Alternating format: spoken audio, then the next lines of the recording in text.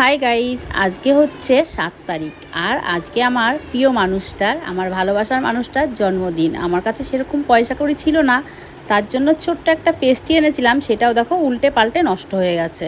আর এখানে একটা ছোট্ট দেখে ফুলের তোড়া এনেছি, আর একটা জামা, একটা প্যান্ট এনেছি। জামা না, এটা টি শার্ট আর একটা হাফ প্যান্ট, কারণ ও হাফ প্যান্ট পরতেই বেশি ভালোবাসে, গরমের মধ্যে ফুল প্যান্ট পরতে একদম ভালোবাসে না। তো পেস্ট্রিটা নষ্ট হয়ে গেছে, আর কি করা যাবে বলো। সেইভাবেই আমি ওকে দিলাম। এখন রাত 12টা বাজে, রাত 12টার সারপ্রাইজ, আর ওর মুখ দেখেই বুঝতে পারছো ও কতটা খুশি হয়েছে।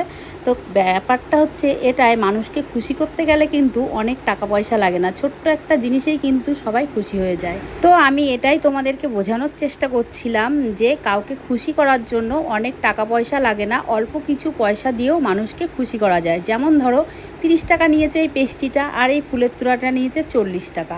একটা প্যান্ট এনেছি, সেটাও সামান্য দাম, একটা গেঞ্জি এনেছি, সেটাও সামান্য দাম, কিন্তু কতটা খুশি হয়েছে দেখো। আর এখানে আমাকেও বারবার বলছিল I love you, I love you. আর ওকে আমি বলছিলাম হ্যাপি বার্থডে। সাউন্ডগুলো অফ করে দিয়েছি, কারণ টিভি চলছিল, তো তারপরে টিভিটা বন্ধ করে দিয়েছিল, তবুও আমি আর সাউন্ডটা দিলাম না। আর কেকটা দেখো, আমি বলছি তুমি আগে খাও, ও আমাকে আগে দিচ্ছে, আর খেতে যে পড়েই গেল, মানে কি বলবো। আর আমি ওকে বারবার বলছিলাম জামা প্যান্টটা পরো, ও পরলো না, বলছে কালকে পরবো, খাওয়ার সময় পরবো, এখন আর এই রাতে পরবো না। আর তখনই না আমরা খাওয়া দাওয়া করে উঠলাম, সেই জন্য আর ভালোও লাগছিল না, কারণ পেটটাও ভরা। আর ও তো বলছিল আমি কেক